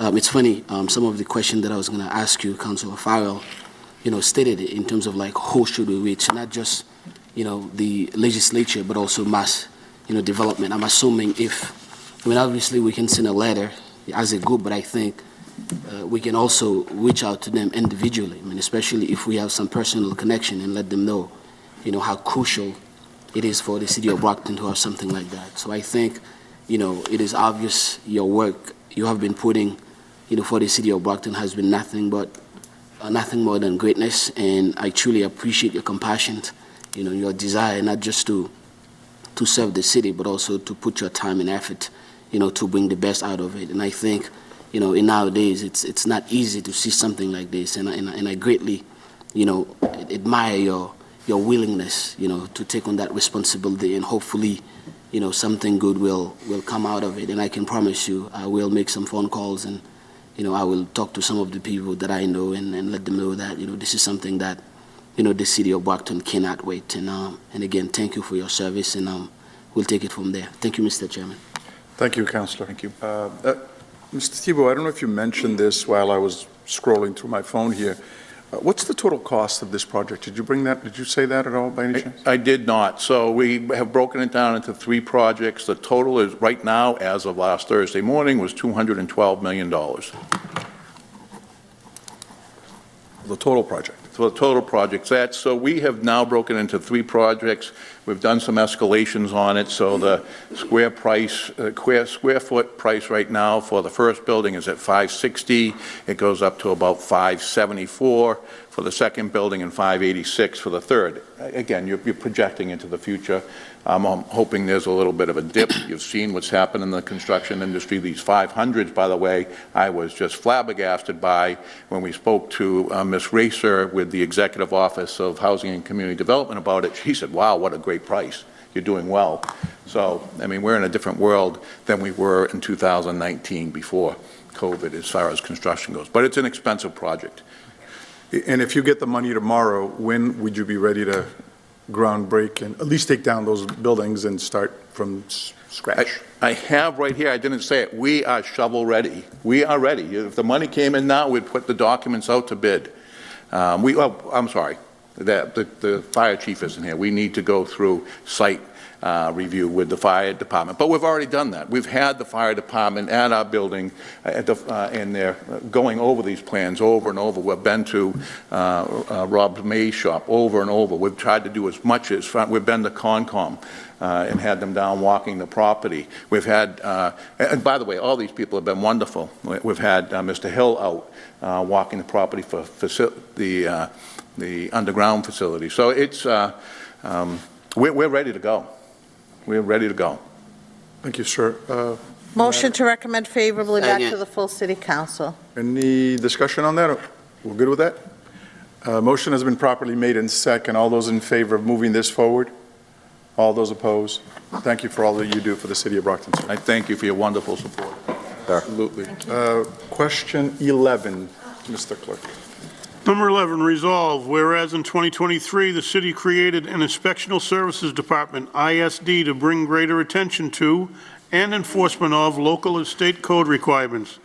Now therefore be it resolved that Assistant Building Commissioner William Forte and Code Enforcement Director George DePina be invited to a meeting of the council to provide a report and update on the progress and success of the program, as well as any recommendations for improvements in city code enforcement. Invited William Forte, Assistant Building Commissioner, George DePina, Code Enforcement Director. Mr. Forte, welcome, and Mr. DePino, welcome as well. Do you have a statement that you'd like to make? Yes, before we go into good evening, questions? Mr. Chair, councils. Thank you very much. My position was created for this new inspectional services division of the city, whereas the health department was combined with building. Over my 6 months I've been here in the city, my primary role is kind of developing. Basically what I've been doing as the deputy commissioner, obviously I'm helping out Jim Plouffe, the building commissioner, with some of the high-level decisions that are made for policy and enforcement. In addition to that, we are training on a regular basis with the health code. More so customer service. When people have problems, I've kind of been stepping in to try and talk people through it and help them understand a little bit better. So part of my duties is outreach. So I've been doing a lot of that. We have received over 20 hours of training and education. I would say it's probably more than 30 hours for myself, the chief, the commissioner, and all of the health inspectors for the sanitary code training. In addition to that, the food safe certification, which we're all food safe certified now, so we can all do food inspections as needed, and helps us to understand a little bit better what our department does. Specifically, we have really stepped up enforcement with the tobacco control law. It's been a while since some of the store owners have had visits, but in the past 6 months, we've issued over $12,000 in mandatory fines established by the tobacco control law. We have there was an operation, an undercover operation, not too long ago that yielded there were 7 violations of sale to minors. It was an undercover operation, and those stores, those company owners were cited and suspended in accordance with general laws and with the tobacco control law as well. In other news, we've hired 2 new health officers and 1 code enforcement inspector, along with a full admin staff. We finally have all of our admins in place, and so this will lead to better production of notices and keeping track of enforcement and so forth. We have increased enforcement with unfit living conditions, so we're out doing more sanitary inspections, more certificate of fitness inspections that are required by city ordinance every 3 years. We've sent out notices.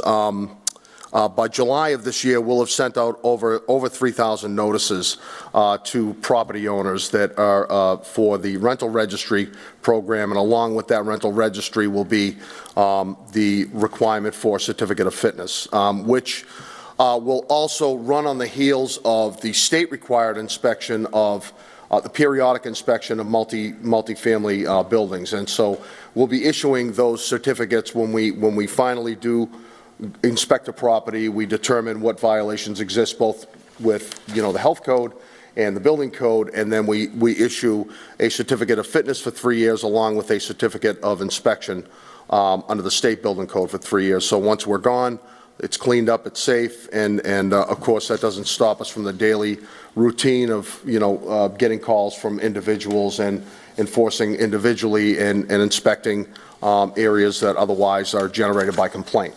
So we're systematically going through all of the, rental apartments here in the city, along with any enforcement that comes along, which is quite frequent. A lot of our calls are not generated through notices of inspection, they're generated through complaints. And so we answer those complaints, and that's how we're able to clean these things up. We've trained one of our newest health officers to be a Mass Certified lead inspector. The chief inspections will elaborate a little bit more on some of the other qualifications that the health inspectors have. Specifically, I run the day-to-day function of the building department, which would be the building inspectors, plumbing, wiring, and gas inspectors, and the chief inspections handles the health inspection side of the operation. So we both kind of oversee, but we intermingle as days, as the day goes on. We're in constant communication. We're working on getting our entire department to communicate through the CitizenServe portal. So CitizenServe is a global reporting software, and I've made some changes to CitizenServe to allow for different code cases that come up. I'm working on getting an alert system so that when someone goes into a property, they can see that the property has had some other enforcement or violations. It's called a flag. When that flag pops up, another inspector will be aware that there's another problem in that property and that they probably need to speak to somebody who's put that flag on. So we're working on getting the entire department to talk all on this one system, which is outside of the current system that the city has, but we're trying to integrate that system as well, which is Telemi. We'll be working with Telemi to try and get all of that reporting captured in on CitizenServe. So it's a process. I would say that our outlook is very optimistic. We've made some great progress with getting the message out there that that the city's health and building departments are there for people's safety and welfare. I think we've done a great job with communicating with the public. We have the privilege and the great fortune of having people that are bilingual and multilingual in the department, so that our communication is really well with a lot of people, and I'm excited to be a part of it. I truly am. I'm going to let the chief inspections elaborate a little bit on the health inspection side, and then I'm here and available to answer any questions that the council might have. So, all right. Mr. DePina, go ahead. Thank you, Bill. City Council, I'm just going to piggyback a little bit on what Mr. Forte said. We focused in on a couple of areas of great concern, and one of them primarily was in the area of increasing the level of professionalism and quality of the services rendered by the department. We revisited past practices and past procedures to try to see where we can better streamline and improve the services that we render to the constituents of the city.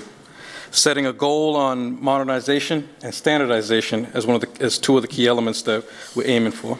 I am proud to report that we've made great strides in accomplishing these goals with the incorporation, as what Deputy Forte mentioned before, the CitizenServe software. The software not only allows the user an online friendly application process for permitting, it also allows the department access to all records and analytics in real time needed to continue to monitor and improve services. In the areas of increased professionalism within the department, all the health inspectors have been siphoned through the food certification, allergy certification with a 100% passing rate on the first attempt. We now have 2 lead lead inspectors, 3 lead determinators within our ranks, giving us a greater depth of knowledge within the area of lead safety. And lastly, the department is currently a full and active member of the MHOA, which is the Mass Health Organization Association, with all inspectors attending and completing required continuing certification. Lastly, we have instituted a code of conduct focusing on accountability, uniformity, and proper procedures when dealing with our diverse community. We have made great improvements to the city's Health and Code Enforcement Division within the newly enacted Department of Inspectional Services, and we aim for continued progress in rising to the level of expectation instituted by this board and the mayor. If you have any questions, I'll take them now. Yeah, there's a couple councilors, Councilor Farwell, Isaac, and then Lally.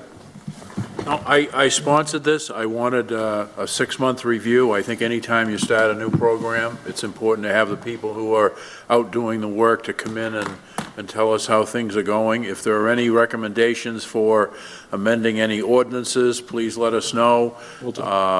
It's going to take a little while for us to really get our firm footing as to where we want to go, but I have great confidence that the two of you are making a difference and will continue to make a difference working with Mr. Plouffe, and I thank you for your efforts. It's always difficult to kick off a new program. Most people don't like change; they resist it. Even the people with whom you communicate and have to enforce the regulations probably are caught a little bit off guard about it. But I thank you for your efforts, and probably by budget time, we'll have some more questions for you, and if you have recommendations for us, I'd be glad to hear them. So, thank you, Mr. Chairman. Thank you, Councilor Isaac. Thank you, Mr. Chairman. Good evening, gentlemen, and thank you for the information you've provided. I'm very happy to see that things are falling into place, which is really, this is what we wanted. I think the city needed this department, this inspectional services department. I just have a couple of questions. So one of the major problems we had prior to this department developing was that a lot of inspectors, when they came back, they didn't input information into the computer. So only each inspector knew what job they went on or what they did. So is this what Citizen Serve is helping with? If I understood it correctly when you explained it, Mr. Forte, are they inputting, like if they go out on an inspection or a job, or are they coming back into the office, or Mr. DePina, are they putting the information in so that way somebody knows what they did, or like say they're not in one day, or they're on vacation, can somebody just go in and see what's going on with a job? Sure. Yes, that software allows us to pick up where they left off, and it monitors them, it keeps track of their daily logs and schedules coming back and forth from the office. So yes, it does aid us in that process. Perfect, because that was one of the major problems, is that, if an inspector wasn't in, nobody knew what they were working on. And then I'm figuring the alert system that information's put in, I think that's great. So different departments, I remember Commissioner Plouffe had mentioned a little bit something similar, where the different departments or inspectors could see, like, there was so say you went out on an inspection, and then you could see if the fire department inspector was out there. Is that what the alert, is that what you were speaking on? Sure, Council. Yes, so it's already working. We've had quite a few cases where a wiring inspector or a plumbing inspector come up to me and say, oh, it says right here I shouldn't inspect, what's going on? And then we talk about it. The global flag system is kind of a work in progress. Getting people first to, put in the enforcement cases is where we're at right now. So whenever there's an enforcement case, we're getting both building and health to come together, making sure that our cases are, recorded properly. I've just added about a dozen or so case types in addition to that, so that when both health and building are dealing with this, you'll be able to see everybody's activity. So if you hit view all results, everything will come up, including the cases that are flagged. So yes, I'm working on one more step, is to actually have a pop-up come up and say, hey, there's a problem with this property, see this person, or a legal apartment or whatever it might be. So. Well, that's great. I think this helps us be more efficient, so I think it's really great what you're all doing, so very excited for the department. Lastly, I had a constituent issue. This is a few months back, and it was with chickens, so I made a call to try to find the barn inspector, which is the animal inspector under the Board of Health. But I thought they would have moved with the inspectors, with all the other inspectors, Board of Health inspectors. So why wasn't the barn inspector moved? Is that something we missed? I figured in writing this ordinance, but I feel that the barn inspector should be with the rest of the inspectors that were at the Board of Health. Is this something that we need to relook at? Well, from what I understand about the position, it's more of an animal control function rather than a code enforcement function, and so I'm not really prepared to answer that. Sure, But it's not animal control. So it is, the job is an inspector, and they go out and inspect the habitat of the animals. It shouldn't, I know there was some questions about it being with the police. There's always been a little bit of confusion between the job description, between the Board of Health, animal barn inspector and animal inspectors. It's not the same job description.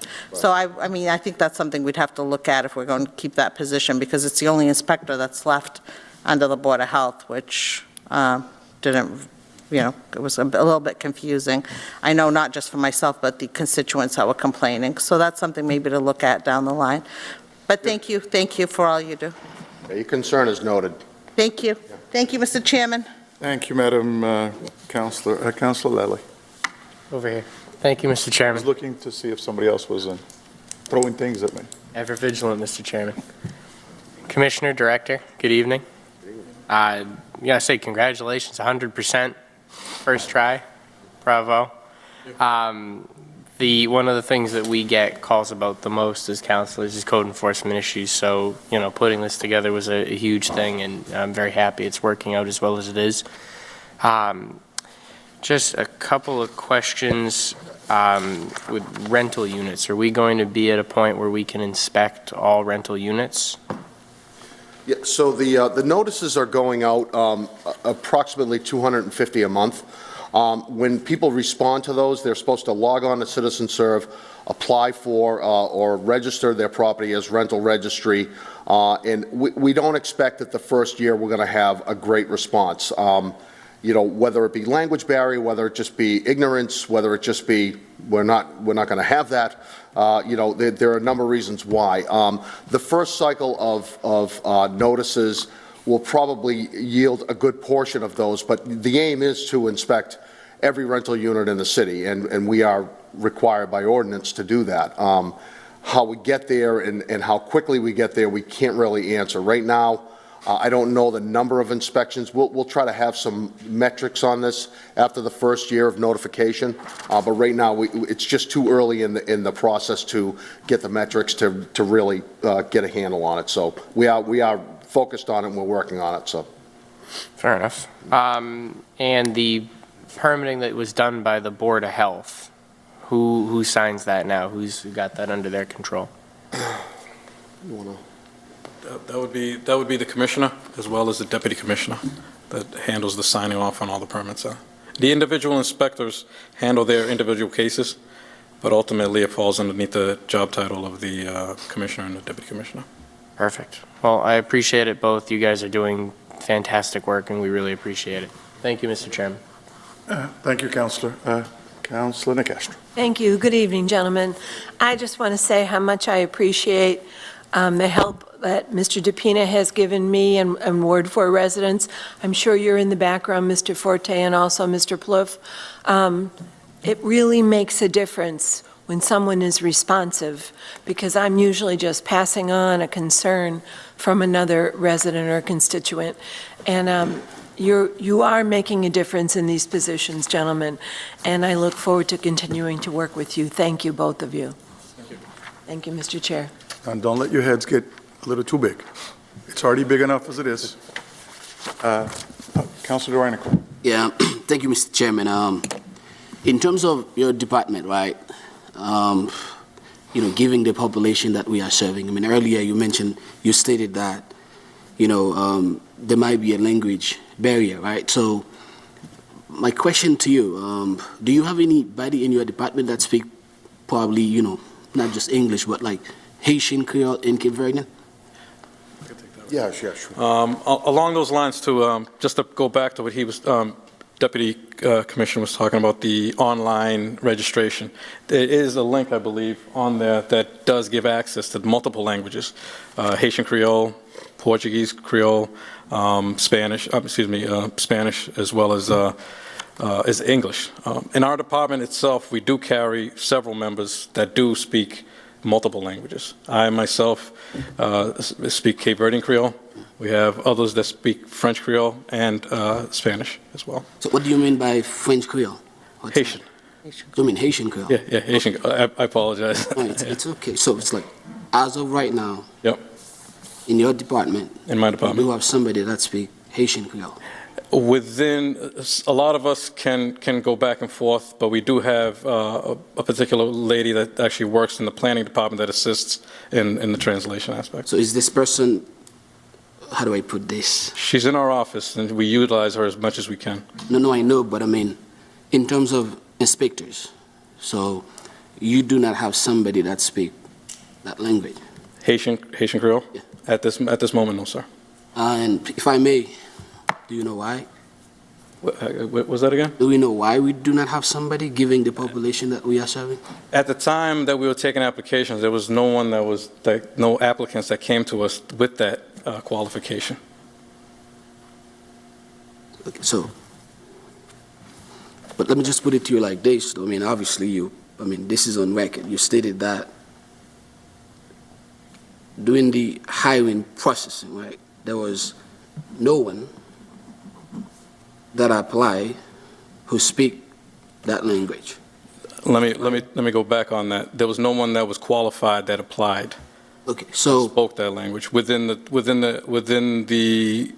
applications or the positions that were open at the time. The 2 sanitary inspectors and the 1 code enforcement inspector. Okay, so in how many inspectors do we have? 6 health, 6, I believe, yes. 4 building, 2 code enforcement. Okay, so earlier you stated that we do have a link. There's links on the web on the listing that was given out for the mailing for the rental units. Mm-hmm. There is a link that you can go in there that will help you with the language translation. The documents are translated over into the languages. Good. Let me just put it to you like this, too. Obviously, we all know not everyone has access to a computer. Mm-hmm. Do you guys send a piece of mail out, or are these people just relying on the internet to determine on whether or not they can have access to translation? So we have, basically, we have a kiosk at the front counter in which we will actually set up accounts for people that otherwise either don't have a computer or don't have access to a computer or are computer illiterate. That would be not uncommon. And in most cases, anyone who has come to us for that assistance has been able to satisfactorily get it. Okay, so this is very, personal, this is very concerning.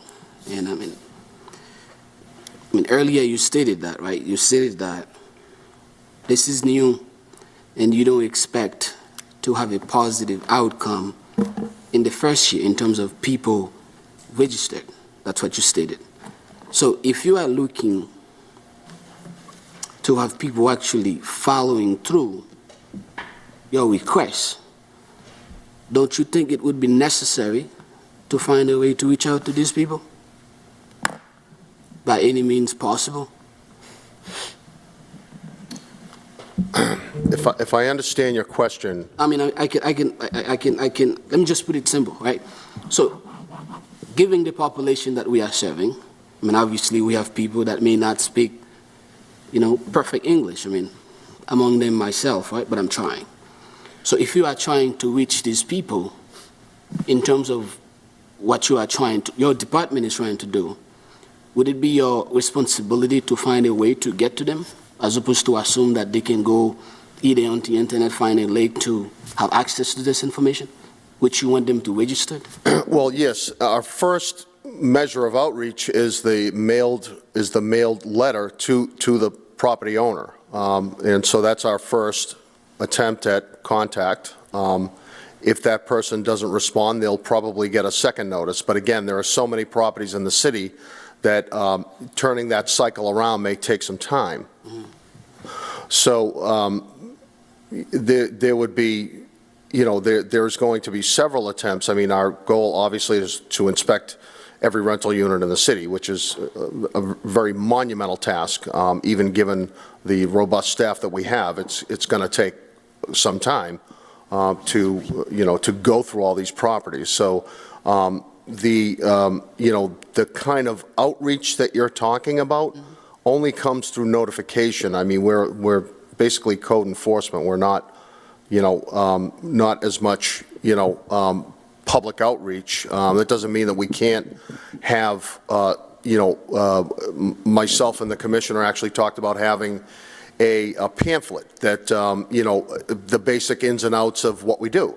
And we're thinking about that. And again, we're trying to prioritize what is the most important thing. Obviously, the most important thing is to get into these places to look at them. But that certainly wouldn't negate the necessity to communicate in the public, and it wouldn't be any less important. It's just that it's on a case-by-case basis. We don't really have a community center we can open up and say, hey, we're coming into your house. It's not normally what an inspectional services department does. I mean, let's just put it to you like this, though, man. So you are trying to reach people, right? It's like the main objective is reaching these people at their base, to let them know that, okay, this is what we are doing, and we would like you to register. Yep. I mean, let me just put it to you like this. I mean, this is not unique to the city of Brockton in terms of language. I mean, we are in 2024. I mean, obviously, you are telling me you do not have the ability to send a notification out in multiple languages? I mean, it doesn't have to be individually. I mean, that's what I'm getting at. It's like That's what the link is for, sir. Well, I mean, what if somebody do not have access to the internet? And what if somebody do not have time to come to your kiosk and doing that? And it is so sad to hear that you are not in the business of sending template out. I mean, man, listen, I mean, we know who we are serving here. We are serving a demographic that speak multiple languages. I mean, let me just put it to you like this. My father doesn't really know how to speak English, and the guy has been living here for 30 years and owns multiple properties. I mean, let me just put it to you like this. If you want him to, my dad is 75, by the way, so if you want him to pay attention, which I think it's admiring what you guys are trying to do. I mean, I applaud it, but if you want someone like him or the people out there to pay attention, which I believe they would do if they know what's going on, it would be necessary to find a way to get into these people, giving to what you are trying to do. You want them to register, to let you know that, hey, we own this building and this is what we are trying to do. And nowadays, we cannot hide behind giving people access to information, man. It's simple. That's what I'm getting at. Along with what you're saying, I agree totally with you. And that's, the board, I believe Councilor Farwell elaborated to earlier, what suggestions we could have from the board in order to incorporate to make this a better process for you. These are one of the things that I would take personally would be a great addition. Commissioner Pluff will get into it, but I believe it's cost prohibitive to send out multiple. Go ahead. Mr. Chair, if I may? Yeah, sure. Councilor, in regards to the notices that we're sending out for the rental registry, a decision was made to send it out in English, as the vast majority of the people that we serve do speak English. Not everybody does. But we are not able to send out a pamphlet in all languages because it would be way too large. It would be a book. Our pages went out. The directions in order to register was about 4 pages. On top of that, there was a letter of about 2 pages. So that's 6 pages. If we were to make that in 4 languages and send them out to everybody, we'd be talking about 24 to 25 pages of documentation sent out in each piece of mail. So what we did was we put it together in English. On the bottom on the page it says, if you in Haitian Creole, if you wish to read this in Haitian Creole, please go to the city website. There's a link here to look at that. In Spanish, it says, if you wish to see this in Spanish, please go to the website and click on this link right below it, and you can read that in Spanish. If you wish to read this in Portuguese, in Cape Verdean Portuguese, you may go to the website, click on this link, and you can read it. Each of those documents that we send out in the mail in English has been translated to each of those 3 other languages. And that is in a PDF form on the website. Yeah, let me just put it to you like this, right? So, I mean, obviously, I am Haitian, and I'm Haitian American, Correct. and I'm proud of that. Yeah. So, I'm not here to represent only the Haitian community. I mean, I'm speaking for anybody who may not know how to speak English. So, the point that I'm trying to make is that, I mean, it's based on what you said, right? So, if the intent is to get to as many people as you want, I think it is in your best interest to find a way to do that. Let me just put it to you like this. I do data analysis, and we know the demographic. I mean, obviously, you have, the election department. I mean, this is the city of Brockton. So we have data. We do have data in terms of who's who. The information is there. When something going on, we know who to reach out to. So I think it would be in your department best interest to find a way to get to these people. Because, I mean, you said it. You said, obviously, some of them may not respond. Maybe because they don't know, or maybe because they are not aware. And at the end of the day, that can go both for Cape Verdean, Haitian, whomever doesn't speak English. And at the end of the day, if you want a positive outcome, which I think, again, it's a very positive thing that you guys are trying to do, it is very important to find a way to reach out to these people, because these are the people that we are serving. We know the demographic. I mean, they are not going anywhere. We are aware of that. So I'm not coming at you in terms of challenging you. Matter of fact, I am putting something in front of you that can actually helping your department. And one of the biggest concerns that I have as somebody who represents this entire city is the fact that sometimes my father doesn't want me to do his thing. He wants to do his own thing. But at the end of the day, he wants somebody that can actually talk to him. And I can make a phone call and find someone in this building that speaks that language to help him out. And I'll tell you this, that can go for both Cape Verdean people. And some of these people, as elders, they don't want you to keep on babysit them. They want to be able to come to City Hall and talk to somebody. And at the end of the day, if they receive a piece of document in their mail, and my dad speaks both French and Creole, we're not talking about French, we're talking about Haitian Creole, whereby the majority of our community in terms of the Cape Verdean and Haitian, my people speak Creole. So at the end of the day, it's important for us to take this into consideration. And I think that would be a positive outcome for the city of Brockton, because these are taxpayers, they own houses, they are doing what they're supposed to do. We have to think about them. And that's my job to bring this to you guys' attention and to take it from there. If not, I'm not supposed to be here. Thank you. We'll take that into consideration. We'll try to make the department better for you. Thank you. Thank you, Councillor. I think I had Councillor Texera, and then I'll come back to you. Thank you, Mr. Chair. Thank you, Commissioners. My question is, I got a bunch of those notifications. Should stop having all these houses, that's what. It's not my fault. It's like the superintendent was saying that it did say in Haitian Cape Verde, back to my colleague, then in court, it did say on Cape Verde, Haitian Creole, and Spanish. So if you do need to get yourself registered, if you don't speak English, you can go on the link and get that information.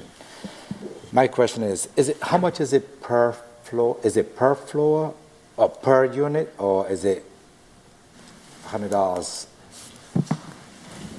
Because it was not clarified. The Cliff has it right on the top of his head. Councilor, initially, the first year, as the council saw fit, made it $30 to register per unit. And then for every subsequent year, it's $20 per unit.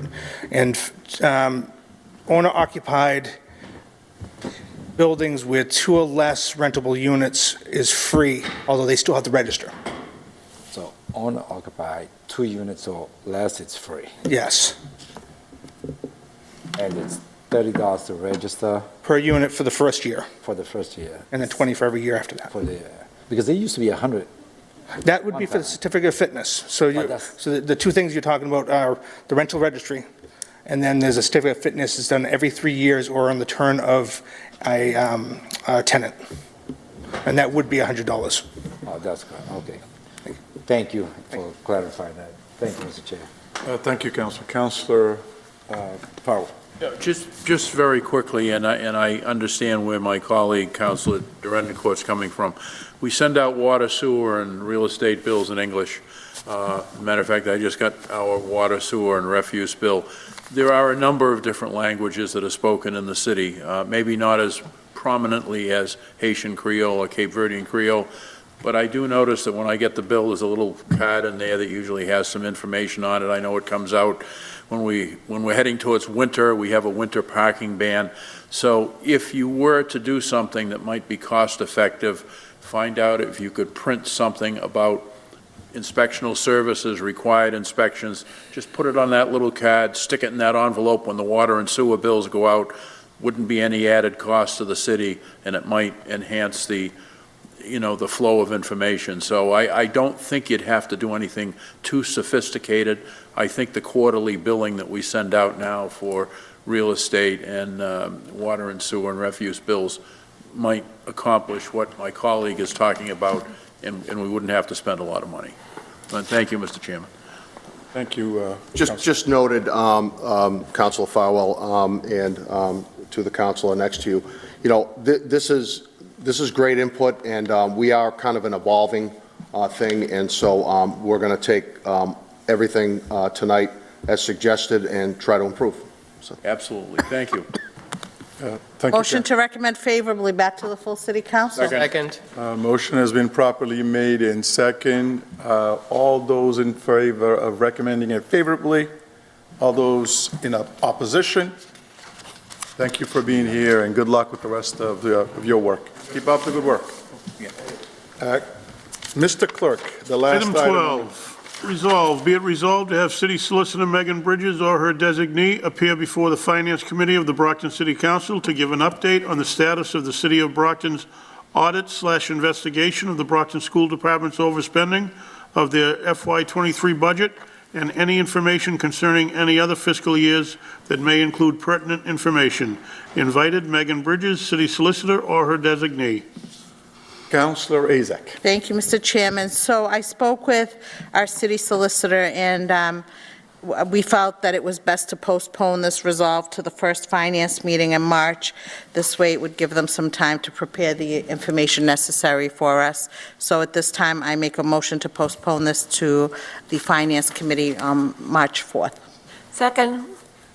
On the motion from me, I thought we were going to do this in executive session because of some That will come up at the time. At the time, we'll have a motion, we'll need to have a motion for that at the time. I'll have paperwork and information for you on that at the time. All right. The motion has been properly made in second. All those in favor of postponement until March?